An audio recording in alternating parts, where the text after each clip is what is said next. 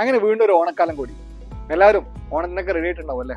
പല സ്കൂളുകളിലും കോളേജുകളിലും ഓഫീസുകളിലും എല്ലാം ഓണ സെലിബ്രേഷൻ നടന്നുകൊണ്ടിരിക്കുകയായിരിക്കും. ചില സ്ഥലത്തൊക്കെ കഴിഞ്ഞിട്ടുണ്ടാവും, ചിലർ ഓണം കഴിഞ്ഞിട്ട് മാറ്റി വെച്ചിട്ടുണ്ടാവും. അപ്പോൾ ഓണത്തിനെ പറ്റി എന്തൊക്കെയാണ് നമ്മളെ മനസ്സിൽ ആദ്യം വരുന്നത്? നമ്മളിപ്പോൾ കാണാം പല പല പരിപാടികൾ നടക്കുന്നുണ്ട്. പക്ഷെ എത്ര ആൾക്കാർക്ക് ഓണം എന്താണെന്നും എങ്ങനെയാണ് പണ്ട് നമ്മളൊക്കെ ഓണം ആഘോഷിച്ചിട്ടുണ്ടായിരുന്നതൊക്കെ നിങ്ങൾ എക്സ്പീരിയൻസ് ഷെയർ ചെയ്തിട്ടുണ്ടോ?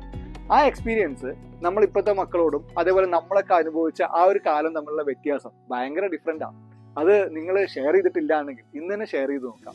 അപ്പോഴായിരിക്കും നമുക്ക് പുതിയ പുതിയ പുതിയ പെർസ്പെക്റ്റീവ് കിട്ടാൻ പോകുന്നത്. ഓണം അവരും മനസ്സിലാക്കിയ ഓണം എന്താണെന്നും നമ്മൾ മനസ്സിലാക്കിയ ഓണം എന്താണെന്നും അപ്പോൾ അതിൻ്റെ ശരിക്കുമുള്ള വ്യത്യാസം നമുക്ക് മനസ്സിലാവും. നമുക്കൊരു കൾച്ചറാണ് കേരളം ആഘോഷിച്ചുകൊണ്ടിരിക്കുന്ന, അല്ലെങ്കിൽ മലയാളികൾ ആഘോഷിച്ചുകൊണ്ടിരിക്കുന്ന ഒരു ഉത്സവം തന്നെയാണ് ഓണം. അപ്പോൾ ഈ കാര്യങ്ങൾ നമ്മളെ കുട്ടികളോട് അല്ലെങ്കിൽ അടുത്ത തലമുറയോട് നമ്മൾ പറഞ്ഞ് മനസ്സിലാക്കുക എന്നുള്ളത് അത് ഒരാവശ്യമായിട്ടുള്ള കാര്യം തന്നെയാണ്. വെറും ഒരു ദിവസത്തെ സെലിബ്രേഷൻ മാത്രമായിട്ട് മാറ്റാതെ എന്താണെന്നും ഇതിന്റെ കാഴ്ചപ്പാട് എന്തായിരുന്നെന്നും കേരളം എന്തായിരുന്നു ആ കാലത്തൊന്നും, എന്താണ് ഇനി കേരളം അല്ലെങ്കിൽ മലയാളികൾ എങ്ങനെ ആവണമെന്നൊക്കെ നമ്മൾ അവരുമായിട്ട് സംസാരിച്ചു കഴിഞ്ഞാൽ വീണ്ടും അവർക്കൊരു പുതിയ പെർസ്പെക്റ്റീവ് ഉണ്ടാക്കാൻ പറ്റും. അപ്പോൾ ഒറ്റ കാര്യമേ ഉള്ളൂ, ഓണം എല്ലാവരും അടിച്ചു പൊളിക്കുക. അതേപോലെ തന്നെ ഈ വരും തലമുറയോട് ഓണത്തിനെ പറ്റിയിട്ട് കാര്യങ്ങൾ പറഞ്ഞു കൊടുക്കുക. എല്ലാവർക്കും നല്ലൊരു ഓണം വിഭവസമൃദ്ധമായ സദ്യയോട് കൂടി തന്നെ നടക്കട്ടെ എന്ന് ആശംസിച്ചുകൊള്ളുന്നു. എല്ലാവർക്കും ഓണാശംസകൾ.